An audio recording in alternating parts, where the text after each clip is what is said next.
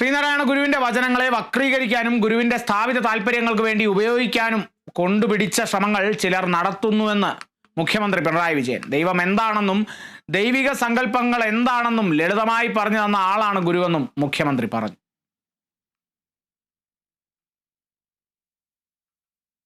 ഗുരുദർശനത്തെ വക്രീകരിക്കാനും ഗുരുവിനെ സ്ഥാപിത താല്പര്യങ്ങൾക്ക് ഉപയോഗിക്കാനും കൊണ്ടുപിടിച്ച ശ്രമങ്ങൾ ചിലർ നടത്തുന്ന സാഹചര്യത്തിൽ ഇത് കൂടുതൽ ആവശ്യമായി വരികയാണ്.